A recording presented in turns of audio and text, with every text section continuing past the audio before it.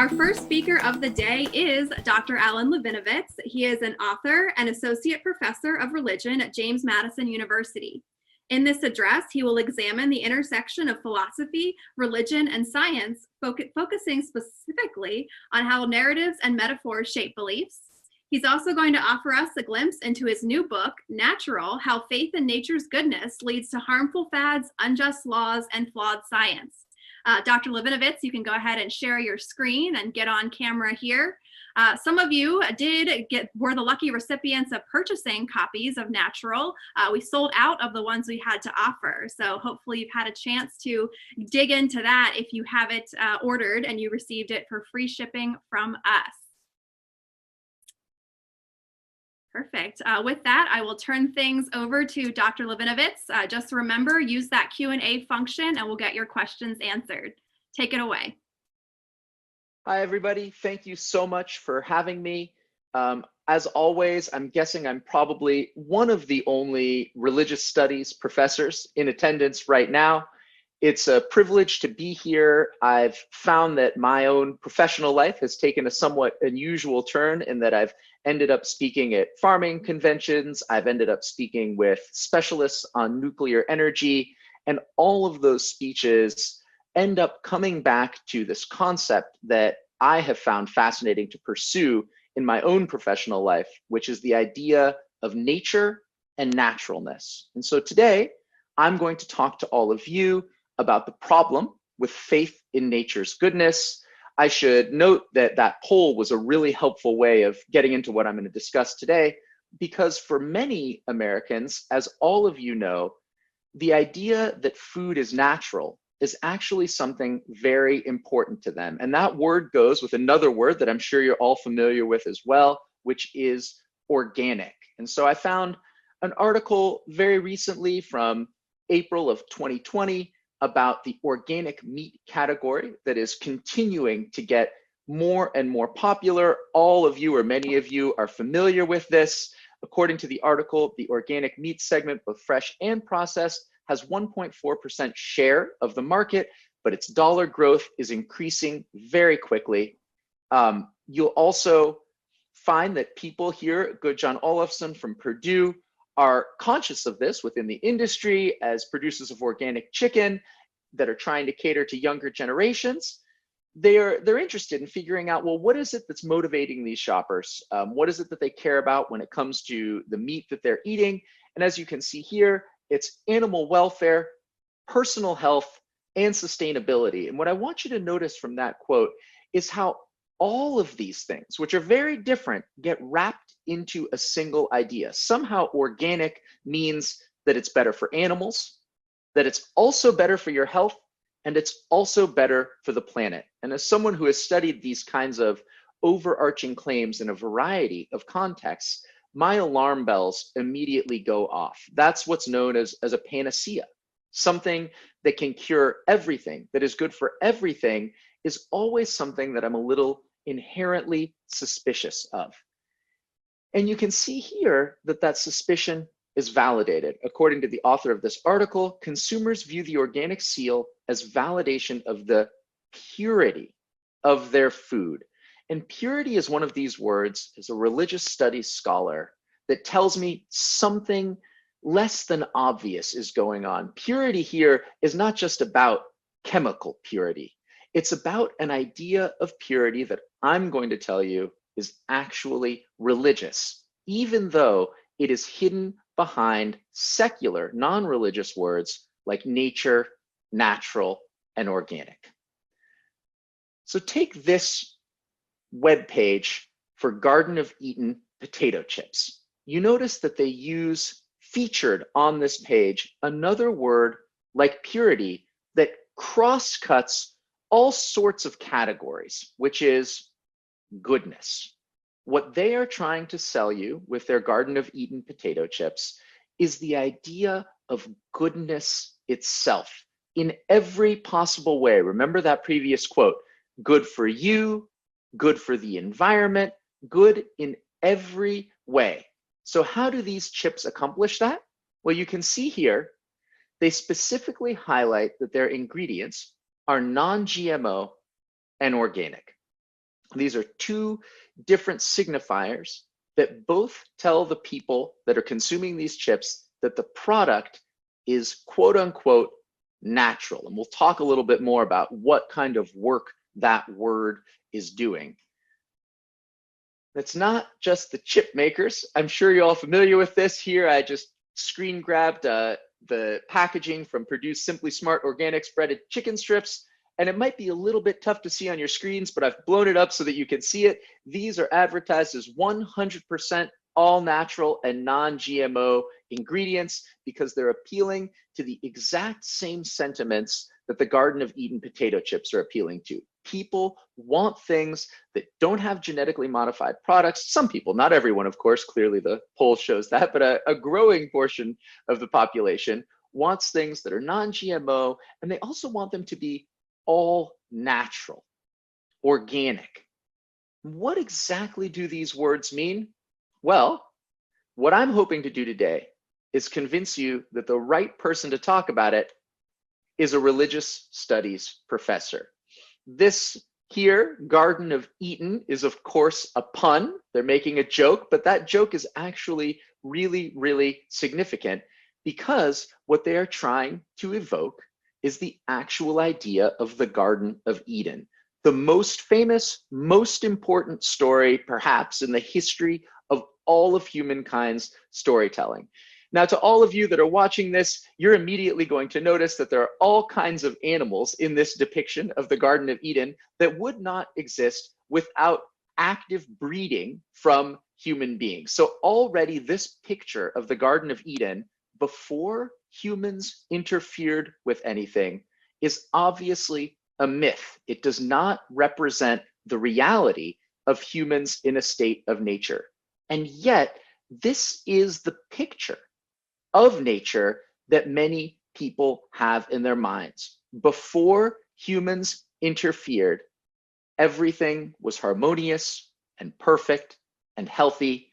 After humans interfered, that's when you ended up having things like agriculture, pain during childbirth, if you remember the story of the Garden of Eden. So what people are trying to do when they buy natural wait, is that, if you look very closely, I actually think Eve is handing Adam a natural product. Let's see if we can make it bait. It's natural Cheetos. Of course, as all of you know, there's these enormous paradoxes built into the idea of naturalness. I love natural Cheetos as the perfect emblem of the way in which people are simultaneously wanting something natural, but also wanting the product of food science, of technology, and of a food system that is, of course, as far from a state of nature as you can imagine, which is what allows it to produce the kinds of foods that we eat on a regular basis at the prices that we pay for them. So then why is it that people buy into this vision of the Garden of Eden?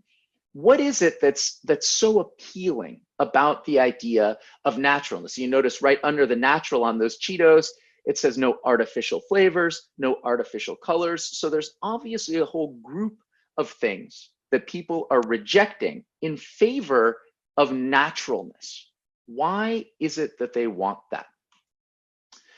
Well, for one, people believe that nature is always better. And you may have seen in the media these days, I wanted to bring in a little bit about the pandemic. I don't want to focus on it at all, but there's a way in which people are trying to figure out, well, is this some kind of punishment for our violation of nature? What is it that we are doing wrong that is causing nature to punish us? This particular article in the New Yorker, I don't know if you've seen it, maybe you have, it features, unsurprisingly, industrial farming. There's been a lot of anti-industrial farming rhetoric around the coronavirus. People are saying, hey, look, this is not natural, it's unnatural. And what is it caused by?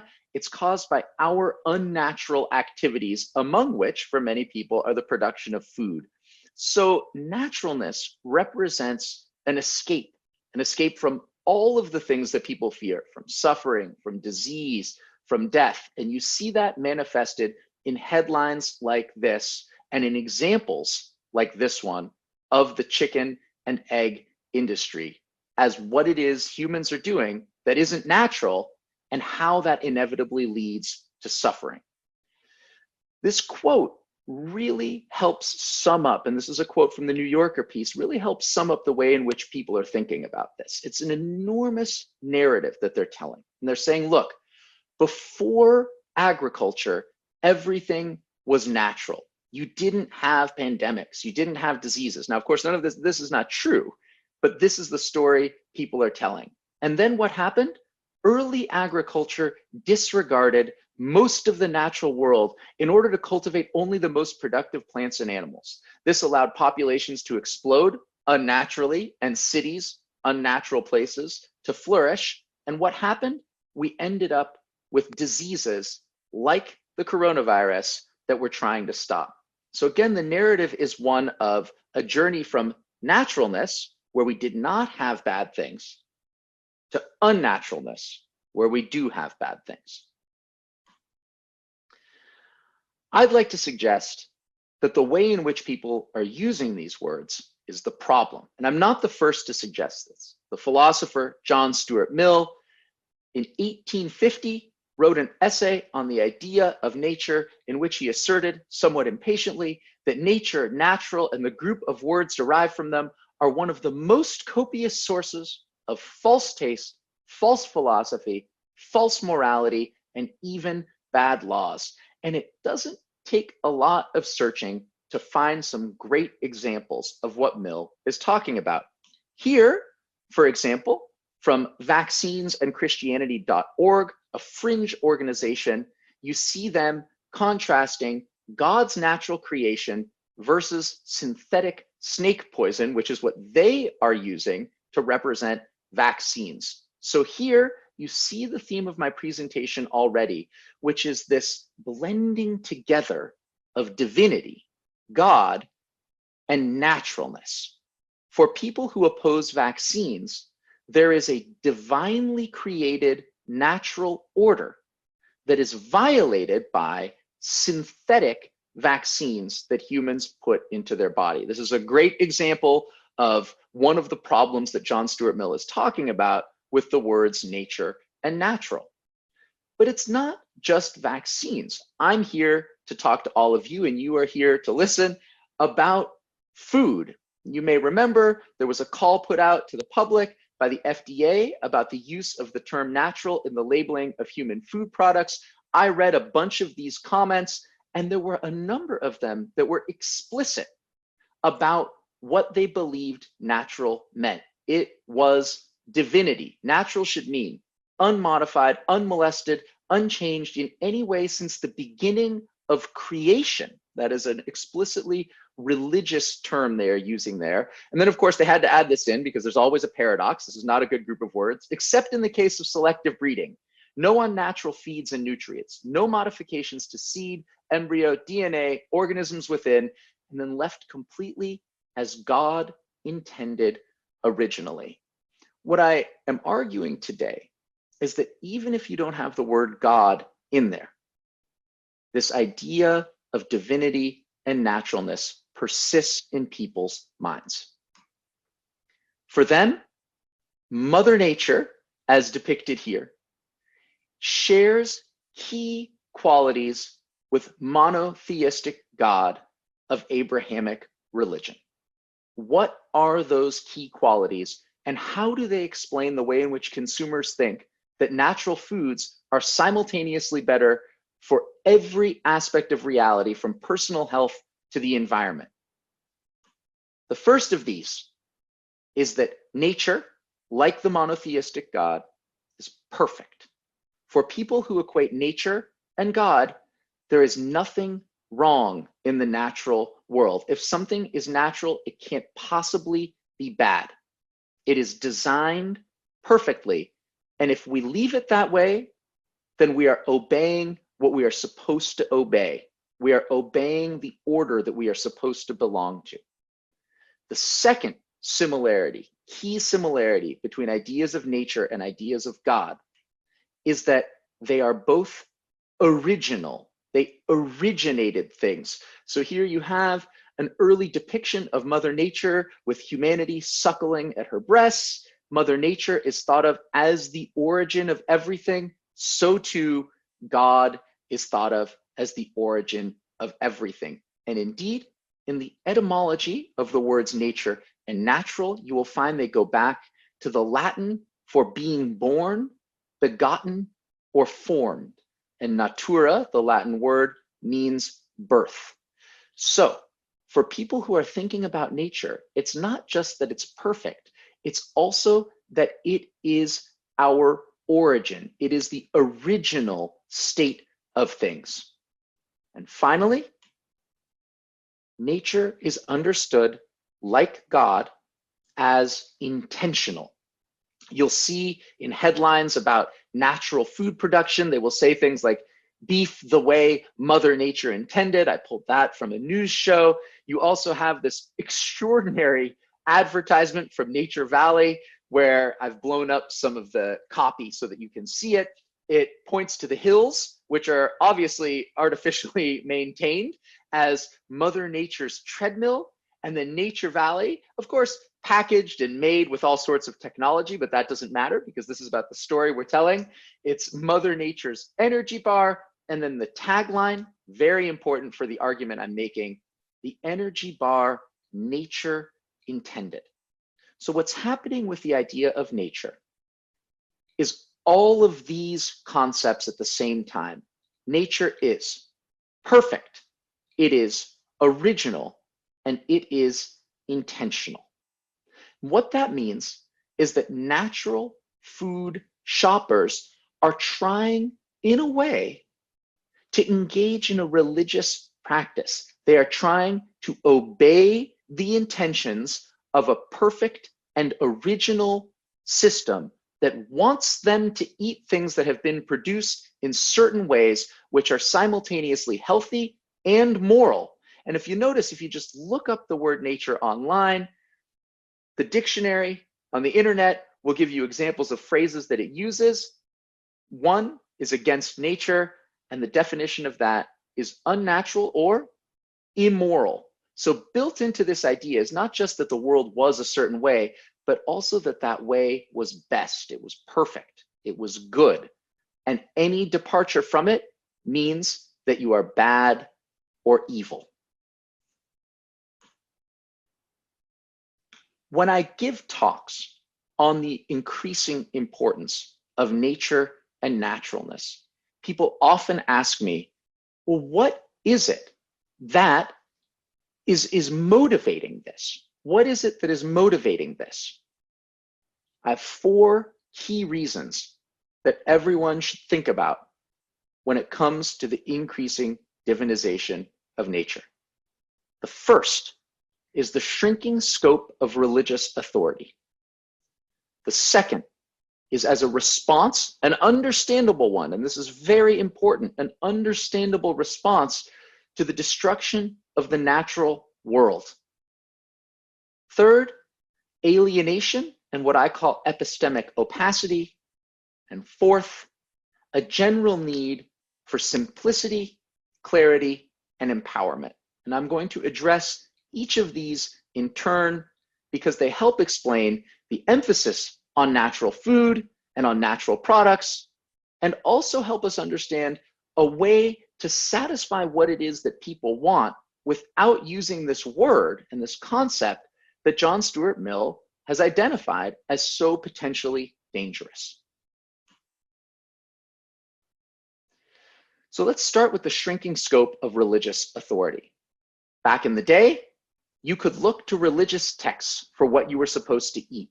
And if you ate according to religion, then you were being good. You were obeying divine laws. So you have, of course, famously Levitical laws on what kinds of foods are clean and unclean. Clean, incidentally, being another one of those words, like pure, which is used to describe food and evokes religious ideas without doing so explicitly. So you had religious texts that told you which foods were clean and unclean. Now, you have something like that today with these eat this, not that sorts of dietary rules, but those don't tell you what's good for the world. They only focus on something specific, usually on weight loss. So that's not enough as a replacement for religious dietary laws. With religious dietary laws, you're simultaneously eating something that is good for you and good for the world. You are eating what was commanded by God.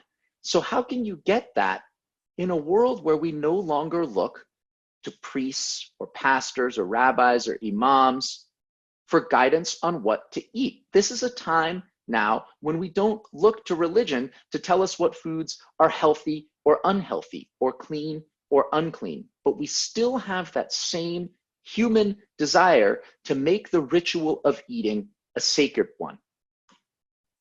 And so we end up with natural, the perfect secular substitute for a divine system with divine commandments about what we should be eating. Natural means all of the things that were most important about religious dietary laws. It means, for people that value it, clean food. It means pure food. Remember that quote about purity and organic labels. People want pure foods in every sense of the word. And of course, pure has a sense of morality in it, to have a pure soul or a pure spirit. Real is another word that we see frequently associated with natural food and with organic food. People want real food, which, if you stop to think about it, is a quite extraordinary philosophical claim, as if all foods that are produced in one way have actual existence, but all foods that are produced in the wrong way are a shadow of themselves. They don't really even exist in an important sense. And finally, the idea of natural as good. If you eat naturally, then you are, on the one hand, being secular, so you're not looking to religion for your dietary guidance, but you are also eating in a way that aligns with all of the things that God's laws can give you. When nature is God, then eating naturally means you are eating clean, pure, real, and good food. And because it is divine, it is good not just for you. It is good for workers. It is good for the planet. It is good for the animals. It is good in every way imaginable. And if you stop to think, as I'm sure you already have many times, about the ways in which people argue for and against their preferred diets, you will find it is very rare that people will say things like, well, natural foods are good for your health, but bad for the planet. Or, well, natural foods are good for the planet, but bad for your health. There are no costs and benefits built into the idea of naturalness, because naturalness is ultimately a religious idea. God is not good for some things and bad for other things. And in this vision of nature, neither is naturalness. It is good in every possible way. Next, and very importantly, something that I know lots of people here are going to be talking about and are concerned about, the emphasis on nature and naturalness is a response to the destruction of the natural world, which, as you all know, often features the way in which we produce and consume food.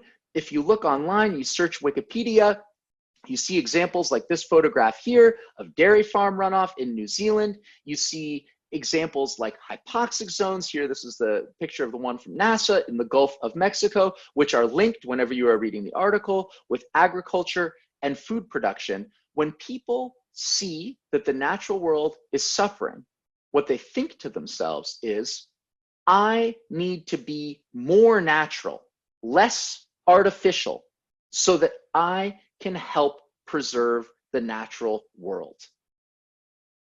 Climate change is on everyone's mind, and they think about it in the same way they think about the pandemic, the same way that New Yorker article that I showed you earlier construes it as unnatural. It is unnatural, this climate change. It is anthropogenic. Humans are causing it, not nature, not God, not the order of things that they ought to be, but rather immoral human beings doing things the wrong way. And so what natural represents to people is an escape from a sinful and evil interaction with the world that is destroying the order of the world as it ought to be. This is how people are thinking about nature. It is industrial. Here is a dust jacket from a reprint of a book written in 1661 about pollution in London called The Smoke of London. And I like this jacket because it emphasizes the way in which we think about pollution and destruction of the world as fundamentally linked to industrial production. Naturalness represents to people a step away from that. Technology is bound up with industrial production. And so people also want to avoid technology. Nature and naturalness represent for them a step away from technological production, and therefore, in their minds, a way of being easier on the natural world. Again, etymology of words can help us here. Techne, that root of technological, means art, which is the opposite of naturalness. Art is, of course, the root of artificial. And so when you see artificial contrasted with natural, built into that is the idea of technology ruining the natural world and naturalness saving the natural world. It's very, very important that we don't manipulate the world. That's what you get in those comments about the way in which God intended foods to be. Manipulation is inherently bad. It is, of course, something that we associate with immorality. If you've been manipulated, you feel bad, you feel you've been used, someone has taken advantage of you. The same idea here. There are certain foods that are industrial, technological, artificial, manipulated. They are, in a sense, anthropogenic insofar as they wouldn't exist without human beings. For people who are concerned about the natural world, the story they tell is the natural world is worse off. The more we manipulate it, the more artificial things there are, the more technology and industry there is. So if I can be more natural, I will be able to help with the destruction of the natural world. People even use an explicitly religious term for this. They call it playing God. When it comes to genetic modification, this term comes up again and again. And the idea here is quite simple. Once, when we stayed in our place, we were in the Garden of Eden, everything was natural. We didn't try to acquire knowledge that was not our own. Then we acquired knowledge that was not our own. We were banished from the garden and condemned to agriculture, right? This is a really powerful metaphor here, but at the heart of what people are saying when they say, I want natural food, is they're afraid that what's happening is humans are playing God. And therefore, all of the bad things we see are a result of our interfering with the order of things as they ought to be. Just want to give you an example from a book by Joel Salatin. You may be familiar with him. He runs a farm here in Virginia, not far from me. I visited it. He's a lovely man, and I think his values are definitely in the right place, but he also does what many people do, which is to conflate divine order with naturalness. So he's a very religious man, and he is concerned, rightfully so, with the state of the natural world. He says, creation is fearfully and wonderfully made. My Christian friends embarrass me with their cavalier attitude toward resource use, toxicity, pollution, and animal care. So at this point, I am on board with Joel Salatin. That may be heresy, to use another religious term in this room, but I think most people, in fact, are on board with the idea that we should care as a community, as a culture, as food producers and consumers. We should care about resource use. We should care about toxicity. We should care about pollution.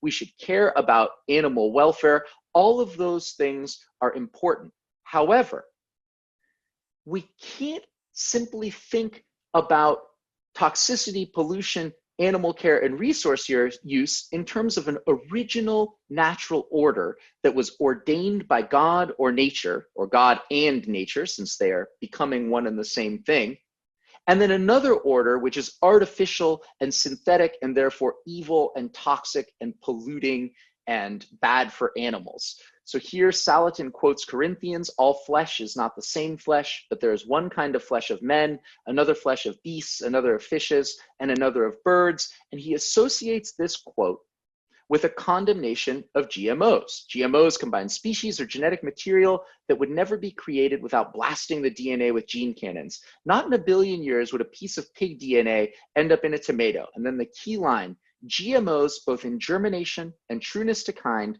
egregiously violate God's pattern. And for Salatin, God's pattern is synonymous with nature's pattern. And for people who, unlike Salatin, don't explicitly invoke religion or the Bible, the association is identical. God's pattern is nature's pattern. The further we depart from nature's pattern, the further we depart from the right, good, pure way of producing and consuming food. How do you get back to that? You do it by eating natural food. The third important reason for the increasing divinization of nature is what I call alienation and epistemic opacity. By epistemic opacity, what I mean is that we don't know, or we feel like we don't know, how our food is produced. Food production is opaque to us. So there's this Vice article that says you won't be able to tell where your meat comes from now, thanks to Congress. People have an instinctive desire to understand the origin of what it is that they own and what it is that they consume. And right now, people are both physically and existentially distant from the origins of their foods. They don't understand how those foods are made. They don't know where those foods come from. That's very, very difficult psychologically. For us, humans, origin equals the essence of the thing. So if you're into superhero movies, if you want to find out who a superhero or a supervillain is, you tell their origin story. You can also see it in the word that we use to talk about citizens. If there's someone who wants to become a citizen of a country, they're not originally, their origin is not that country, then we naturalize them. So naturalness has to do with a sense of knowing the origin of your food. People want to know where their food comes from, and naturalness tells them a story that they can understand. It is not opaque to them. It is transparent. Right now, there are radical differences, necessarily because of the scale of food production, between personal food production and industrial food production.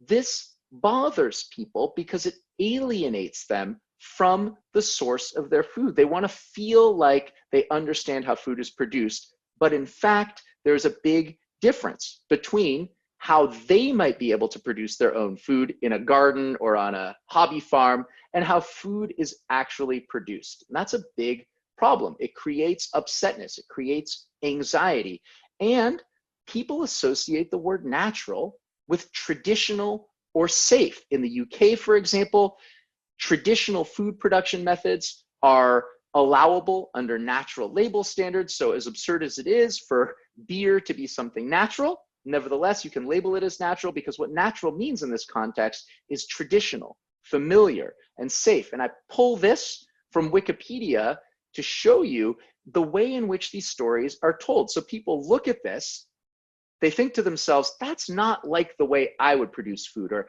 that's not how I understand in my mythical mind. That's not how I understand cows wandering around. When I look at the label, the picture on my label, there's just one cow in the middle of a field.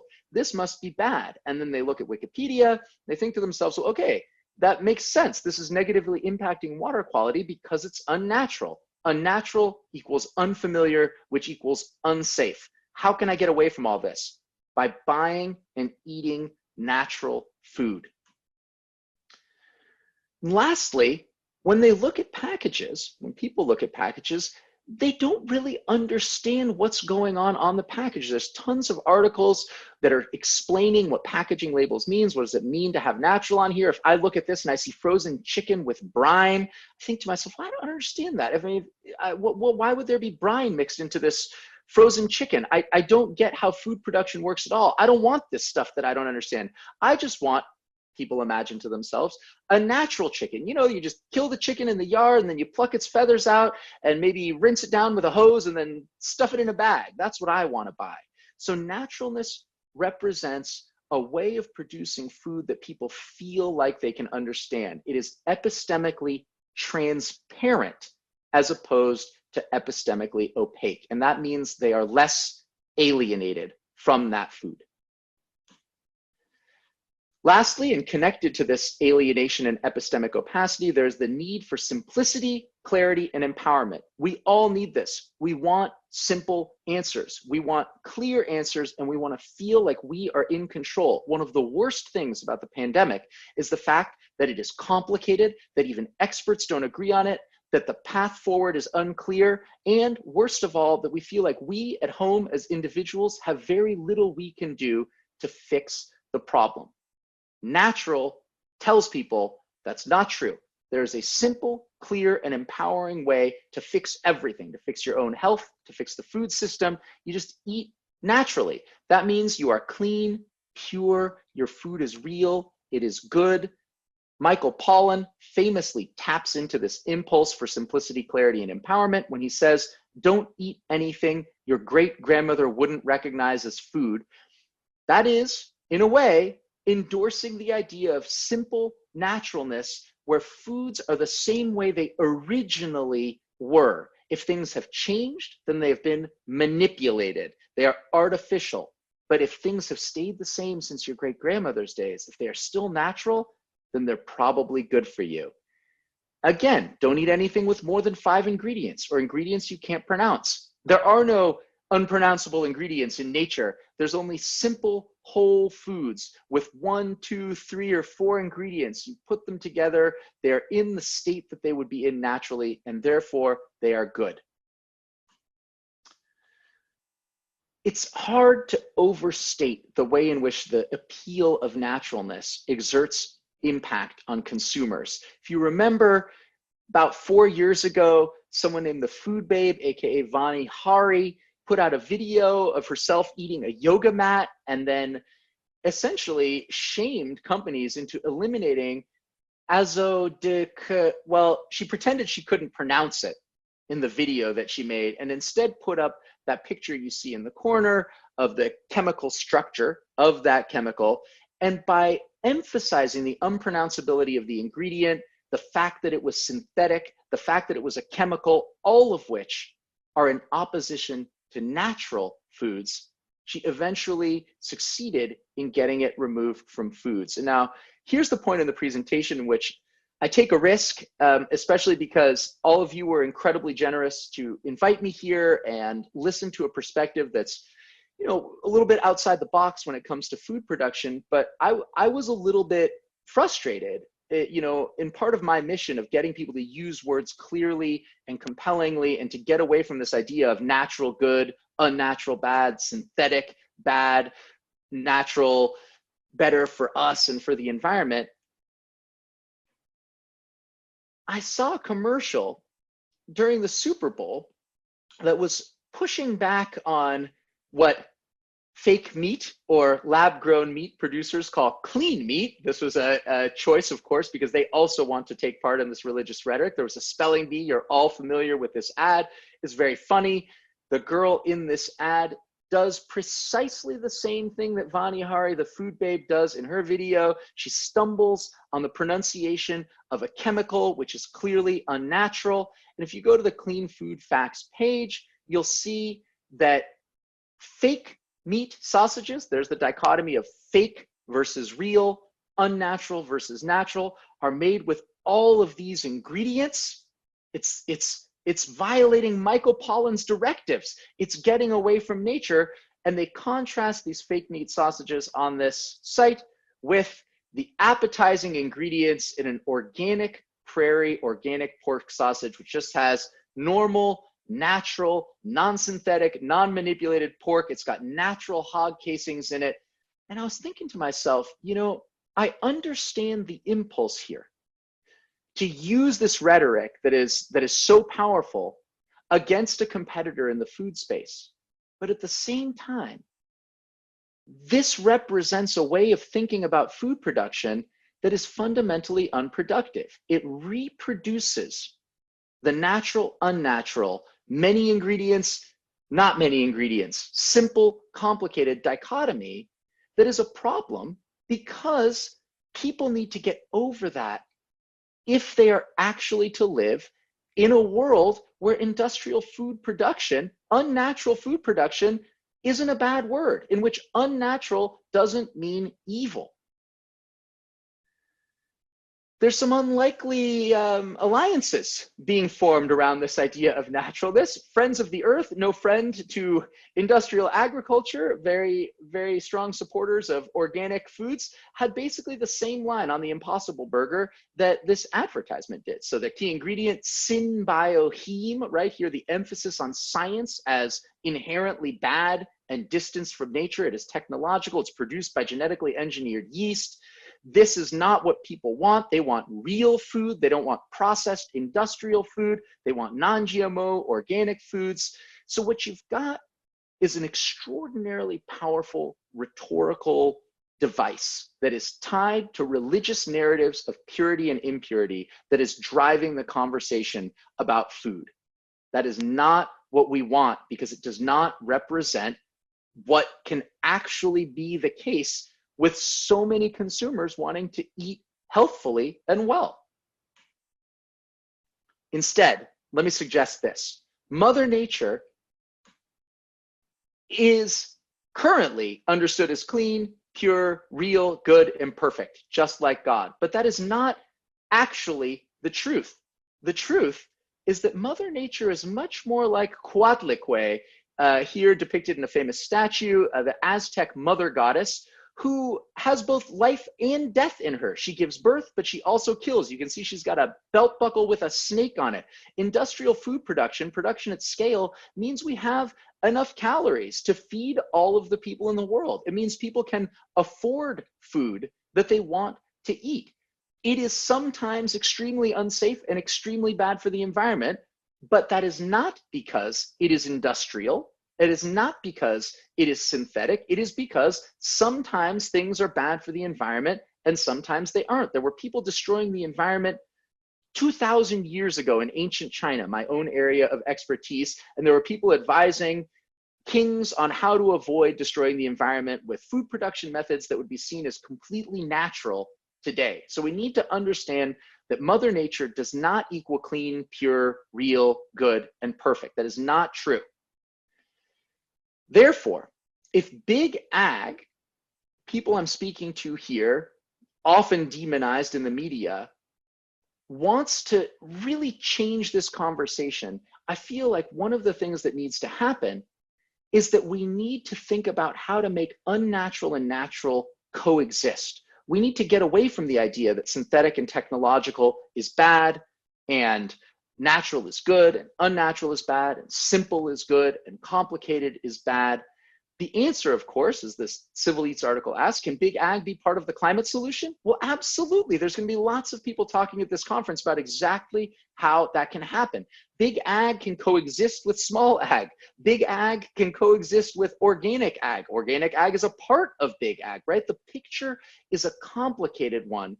And what we need to do, in my opinion, is get away from religious narratives of food purity that drive consumer choices and try to get people to understand just how complicated the real world situation is when it comes to food production. People should not be scared of a tractor that looks like the tractor in that picture, but people are scared of it because it represents technology, which in turn represents unnaturalness and evil. How do we do it? We get away from a puritanical understanding of natural as pure, clean, real, and simple. Instead, we want to focus on what good food is. What is good food production? And here I'm sharing a list of things that I think we ought to focus on. None of them have to do with naturalness or some divine order. Instead, food production needs to be transparent. People need to be able to understand the origin of their food if they want to. That's extremely important. That doesn't mean it needs to be natural or non-industrial. It means that it needs to be visible. We need to be humble about food production. No one has the right answer for how to proceed with food production, and dialogue can only happen if we aren't engaged in these binary debates of natural versus unnatural. That leads to cooperation. It leads to a complicated and diverse food system. And most importantly, it leads to a food system in which producers can be authentic and honest. They don't have to hide the parts of their operation that look less natural because they're afraid that people are going to think that means that their operation is bad. Instead, we can have a food system that is transparent and authentic, that consumers understand, and that they realize crosscuts the natural unnatural divide that they've been made to believe in. It's the end of my talk. I really appreciate your having me. If you have any questions now, I believe we have a little bit of time for questions before the next part of the presentation. Feel free to shoot me an email if there's something you want to direct to me specifically. And again, I'm really humbled and grateful for all of you inviting me here today. Yeah, that ad, it wasn't the Alliance, so you don't have to feel too bad. No, okay, good. I didn't think it was you, but I wanted to put it up there just to sort of stir things up a bit. No, yeah, there's been some great conversation on Twitter and even in the box here. So that was truly fascinating, and it's too bad we're not in person because I know you'd have a line out the door to get your book signed. If you are interested, I did drop the Amazon link if you didn't nab one of the copies we had available of Dr. Lavinovitz's book. So I'm sure he would appreciate you checking that out. We do have quite a few questions here, so we're going to get to a couple of them here. Okay, the most popular question here. Should I stop my share at this point? Yeah, sure. Go ahead. Okay. You can do that. Sounds good. So the top question here in the box is the word natural perceived the same across the world in its use as a food descriptor, or is your presentation more of a US and European point of view? That is a great question. So I've spent, my area of expertise is China. I've spent some time in Japan, and the short answer is yes, it is cross-culturally and trans-historically popular. So in Chinese, the word for natural is 自然. That's a word that's translated as natural, which is literally self-so. So if you think about the word organic, which is something spontaneous or organic, this idea of naturalness is that which is of its own accord. It's not manipulated. And at this point, virtually across the world, the idea of naturalness exerts the same kind of influence. So yes, it is not just American and European. Great. Next most popular question here. There seems to be a contradiction, especially in the younger generations, where they desire natural food, but we're also physically attached to our smartphones and other very advanced technology. So how do people justify that very different viewpoint on technology? They do it by ignoring the contradictions to their own philosophy. I mean, that's one of the things about naturalness that's seemingly so easy is pointing out all the sort of hypocrisy that's involved with wanting everything to be natural, but also being on your screen, with being on a paleo diet, but also eating, paleo pancake mix. I think the problem is that people don't like their religious hypocrisies pointed out to them. And so the way for me to engage with people is to say, hey, look, I understand what it is that you want. You want healthy food. You want food that's good for the environment, but that's not what naturalness means, right? It means something else.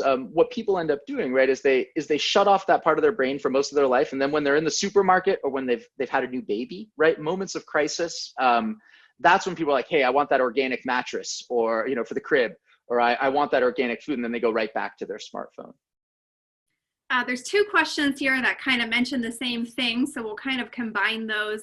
What about atheists or people that don't consider themselves to be religious? How do they fit into this natural movement? Right. That's a terrific question. So I think one of the things that, I talked about uneasy alliances that are built around natural. I brought up that Friends of the Earth thing, but another one is that people who are totally secular often end up aligned with people who are very religious on the question of naturalness. So a really good example of this is with people, secular people who don't like natural medicine, who do like natural medicine.